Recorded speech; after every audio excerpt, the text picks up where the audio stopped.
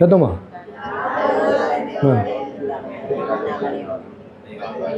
எல்லாரும் இப்போ பில் கேட்டு எலன் மஸ்கு எல்லாம் பெரிய பெரிய ஆக்கெல்லாம் இருக்காங்க, ஒபாமா, அதெல்லாம் வெளிநாடு.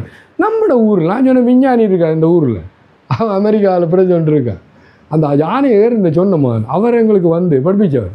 அவர் என்ன பண்ணார், கண்ணாடியை காட்டினார். நீங்கள் முன்னுக்கு கண்ணாடிக்கு ஒன்று ஆனால் ஒரு படம் இருக்குது, ஒரு பூனை உண்டு கண்ணாடியை பார்க்குது. அது என்னதை பார்த்து சொல்லுமா? சிங்கம் புலியா? புலியா என்னதை பார்க்குது? நான் பார்த்து சிங்கம் பார்க்கு. அந்த பூனை என்னதை பார்த்து கண்ணாடியில்? சிங்கம் சொல்லையா? சத்தமா? அது பூனை தான். ஆனால் என்னதை பார்க்க ஏன் அதில் விஷுவலைசேஷன் வாழ்க்கிற ஆசை என்னண்டா? ஓகேயா? ஆட்டி சாக்கு. இது மிக முக்கியம். ஐயா எதை சொல்ல போகிறீங்க? தன்னை சிங்கமாக பார்த்து. தன்னை சிங்கமாக பார்த்து அது பூனை. ஆனால் முடியும். அதைத்தான் சொன்னார் மானே. அவர் தன்னை வாழ்க்கையை சொன்னார். கவனம் கேட்கணுமா? நம்மளை எல்லாம் முடியுண்டாங்கண்ணா. இப்போ நான் கடவுள்கிட்ட எங்கு நிறைந்த எல்லாம் வல்ல எல்லாம் அறியும் பரம்போது உன்னாலே முடியும். அவர் சொன்னார் சரியான இப்படியா ஈகிள் மாதிரியாம். எல்லோரும் கேள்வி பண்ணுறாரு, இந்த காற்றுக்கு பறந்துடுவாருன்னு. இவர் எப்படியோ தவிர கேரளா போயிட்டார். போய் ஒரு பாடி பில்டர். அவர் இதுக்கு இந்த மரம் இதெல்லாம் தெரியும். அவர் போய் படித்து இல்லை, அவர் பாடி பில்டர் மட்டும் இல்லை. இப்போ ஒரு பையனை கூப்பிட்டார், இங்கே வாடம்மா எப்படி ஓடியா கிடையா. அவர் இப்படி நிற்கக்குள்ள இப்படி காதை எப்படி என்றால் அழுறான், கொட்டி அழுறான். உங்களுக்கு பயமாக போயிட்டு அப்புறம் இப்படி நான் நின்று போயிட்டு திரும்ப நச்சிருக்கிறான் கொட்டி போயிருமா. அவங்கள்ட்ட சிரிப்பு வாழ்க்கையும் ஒரு தொட்டு இங்கே இருக்குது. அது மர்ம வித்தியாசம். அது நான் நிற்கிறான். உலக பிரசித்தி சாண்டோ சங்கரதாசன் பேர். வரும் என்ன சொல்கிறேன்டா சொல்லுங்க, நான் ஆசைப்படுகிறேன். இந்த ஊர் சொல்லுவாங்க உங்களுக்கு ஒரு ஆசைன்னு சொன்னவங்களை அந்த பக்கம் திரும்பி பாராது. அவங்க வாழ்க்கை அவங்க பிறந்தும் மனிதர்கள் என்ன சொல்லுவேன் ஆசைப்படாது. அப்படி முன்னேறுவாய். சொல்லுங்க பரிணாமத்துக்கு காரணமே ஆசை. சொல்லுங்க பரிணாமத்துக்கு எனது முன்னேற்றத்துக்கு காரணம் ஆசையே. அந்த நேற்று நாங்கள் காளியம்மா தரிசனம் போனோம். இங்கே விநாயகபுரத்துக்கு அங்கே போன 2 மணி தாய்யா வருவான்னு சொன்னான். நாங்கள் இருந்த அம்மா பாடி போய் அவர் வந்துட்டார். இந்த நம்மளோட மாளார் சசியம்மா உளனி அதுவும் என்ன அதுக்கு வழுக்கல் வழுக்கல் என்ன அடி சக்கை ஆசை. உடனே அம்மா அவர் வந்துட்டார். அவர் எனக்கு தெரியும், நான் ஞாபகம் இங்கே பார்த்துருக்கேன். சுவாமிஜி நீங்களா உண்டு திரையில் அடுத்துட்டு வளமையாக அப்படி சேரலாம் கொடுத்துட்டேன். உள்ளு போய் நான் அம்மா உணர்ந்து எனக்கு என்னெல்லாம் பாட்டு தெரியுமோ, நீ ஏகதி ஈஸ்வரி சிவகாமி தயாசாகரி எனக்கு நீ ஏகதி ஈஸ்வரி ஆதியே அமுதே ஆகம பொருளே அன்னையே பாராயோ உன் திருவருளே அன்னையே பாராயோ உன் திருவருளே ஆவதும் அழிவதும் யாவும் முன்னாலே அன்னையே பாராயோ என்னை உன் கண்ணாலே. ஒன்று அம்மா பாடிட்டேன் அதான் வந்துடும். அப்புறம் முழு பாடி உள்ளு போயிட்டு அது இவங்களை வினத்துக்கு திரையை திறந்து விட்டா. என்ன சொல்கிறேன் ஆசை எது என்ன சொன்னா விருப்பம் காளியம்மா தரிசனம் பண்ணிட்டான். அது முடியப்படுறது. என்ன சொல்கிறேன்டா ஆசைப்படுங்கள். நான் சொல்கிறேன் ஆசைப்படுகிறோம். சொல்லுங்க கேட்கணும். அந்த சாமி யார் ஆசைப்பட சொன்னாராமே? ஆசை அருமையின் கொண்டு தானே இருக்குது என்று உங்களாக சொல்லுவாங்க. உனக்கு கெட்ட ஆசை நல்ல ஆசை என்று தெரியல. விரலை வச்சா கடிக்க தெரியாதா? இது கெட்டது தெரியுமா? சொல்லுமா இல்லையோ? தெரியுமா இல்லையோ? அந்த ஆசை பற்றி நான் சொல்லலையே. நீங்களாம் மாணவர்கள் எல்லாம் படித்தவங்க இல்லையோ? அப்போ உனக்கு ஆசை என்னக்குள்ள பிரித்து பார்க்க தெரியும். நான் ஒன்று சொல்ல போகிறேன். அந்த கல்முனை சூரம் டூமாச்சா கல்முனையில் என்ன கொலிச்சது? ஃபெட்டிமா கோலி. அதில் பிரின்சிபல் அவர் பேர் பிரதர் மேத்யூ, நம்மளோட ஃப்ரெண்டு. ஒரு நாள் சாமிஜி உள்ளு போங்க ஒரு 5-6 பையனுக்கு முடியில் பூட்டிட்டார். நான் 1/2 மணி நேரம் வந்துடுறப்ப நீங்களோட கதைங்க. அப்போ எனக்கு தெரிஞ்சு வச்ச விஷயம் இவனை முடிஞ்சிடாது. மேன் சாமிஜி நான் சிகரெட் பழக்கம், இன்னொரு இந்த பழக்கம், அப்படியெல்லாம் கெட்ட பழக்கங்க.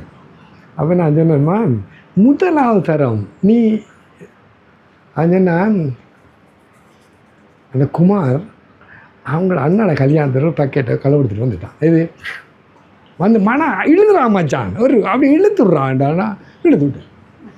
இப்போ என்னால் விட முடியும் அப்படி மற்றெல்லாம் சொன்னான். அப்போ உங்களுக்கு என்ன சொல்கிறேன்டா, அது நல்ல ஆசையா என்ன? இப்போ நான் ஒரு ஆஃபீஸுக்கு போனேன், கட்டாயம் எங்கே போகணும், இது ஒன்றே போதும்.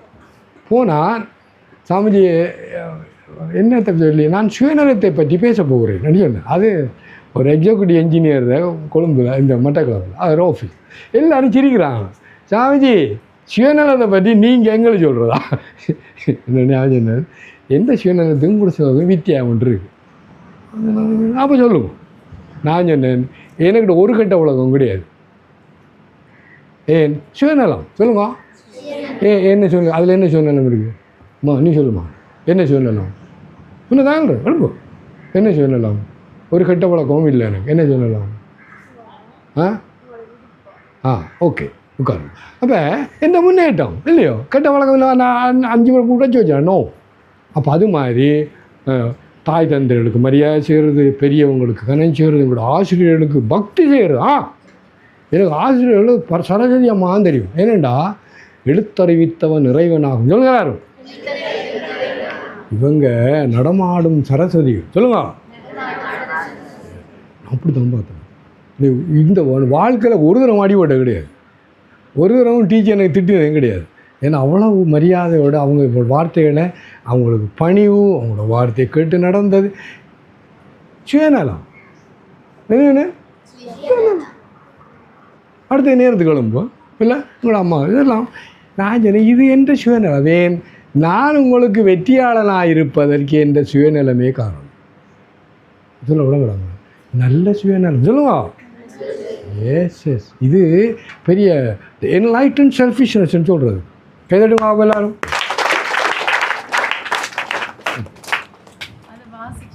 வாசிங்க. எனது ஆசைகளை அடைவதற்கு நானே பொறுப்பு. கனவுகள் தானாக நனவாகுது. கனவுன்னா ஆசை. ஆசை ஆசை அதான் கனவுன்றது இந்த ஆசை தானா? அவற்றை நனவாக்க வேண்டியது நம் பொறுப்பு. இலக்குகளை வரையறுத்து ஒவ்வொரு நாளும் முன்னோக்கி நகர்வோம். அப்ப நீங்க அந்த முயற்சி ஒவ்வொரு நாளும் செய்யணும். ஒரு நாள் செஞ்சுட்டு விட்டுட்டு 10 நாளை பிறகு தொடங்குறது. அதுல 3 விஷயம் பிள்ளைகள். முதலாவது இலக்கு இலக்குன்னா உங்களோட கோல், அந்த டார்கெட்டை நீங்க ஃபிக்ஸ் பண்ணிக்கொள்ளணும். இப்ப நிறைய பேர் இதுல 9, 10, 11ஆம் ஆண்டு உங்களோட டார்கெட் இப்ப இருந்தே ஓஎல்ல நான் 9 எடுக்கணும் இருக்கணும். அதுக்குரிய முயற்சிகளை நீங்க இன்றைக்கு இருந்தே தொடங்க வேணும். என்ன கடைசி எக்ஸாம் நிறைய பேர் இருக்காங்க, எக்ஸாம் முதல் நாள் தான் புத்தகம். ஸோ அதெல்லாம் விட்டுட்டு இன்றையில இருந்து முயற்சி செய்யுங்க. அது ஒவ்வொன்றும் ஒவ்வொரு சின்ன சின்ன ஸ்டெப். அது நம்மளோட அந்த குட்டிச்சாத்தான் கதை சொல்லலாமா? இப்போ சொல்லலாமா? இந்த குட்டிச்சாத்தான் கதை சொல்லுவோம். ஓகே. அதுல முதலாவது பாருங்க, தெளிவான அளவிடக்கூடிய குறிக்கோள்களை வரையறுக்க சொல்லி அதுல ஸ்மார்ட் என்று போட்டிருக்காங்க. ஸ்மார்ட் என்று சொல்லுவோம். அந்த ஸ்மார்ட் மீனிங் ஐயா கொடுங்க. நீங்க சொல்லுங்க ஐயா. மைக் ஆன் பண்ணுங்க.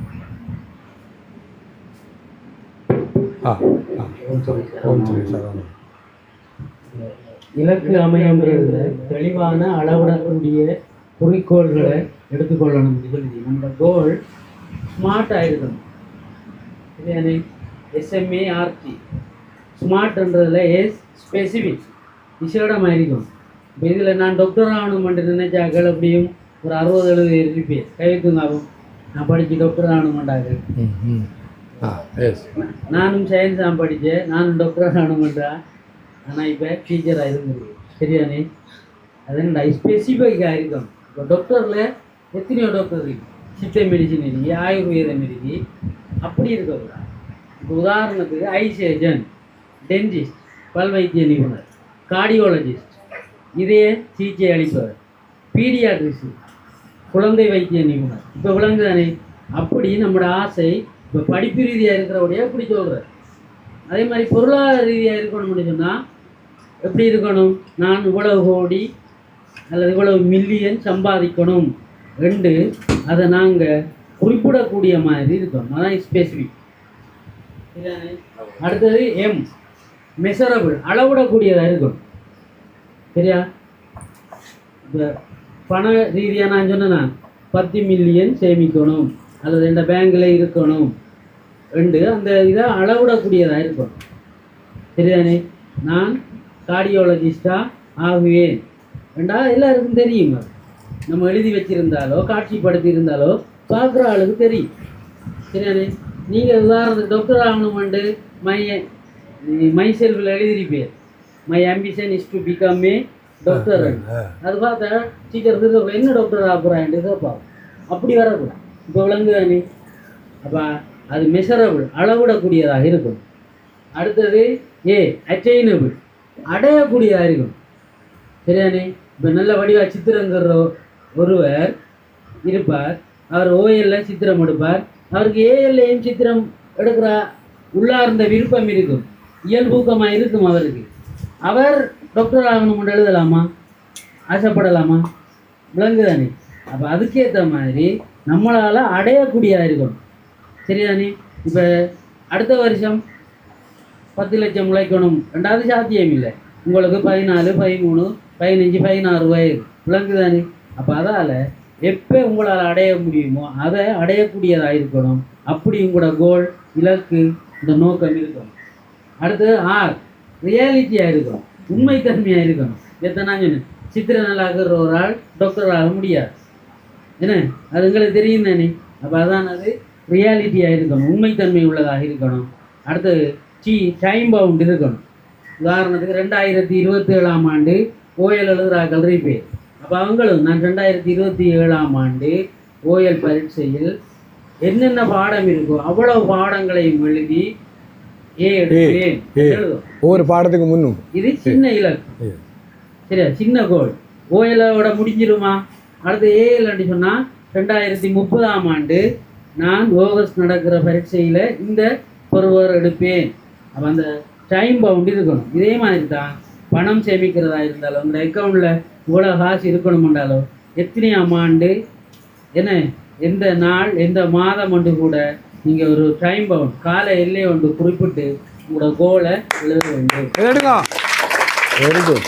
ஐயா ஐ ஆம் இன்ஸ்பயர்டு. ரைட். எஸ். இப்போ நான் இதை சொல்ல வந்தேன். அது சொல்லுவோம். அது டைம் மற்றது. எஸ். முடிச்சிட்டிங்களா? அடுத்தது வந்து நீங்க இப்ப கோல்ஸ் பத்தி சொல்லியிருந்தேன். அடுத்தது காணா கேட்கணும் என்ன? கொட்டாய் விடுறாங்க. கொஞ்சம் எழுமுங்க எல்லாரும். நில்லுமா இல்லை எல்லாம் எழுமுங்க. நில்லுமா கையை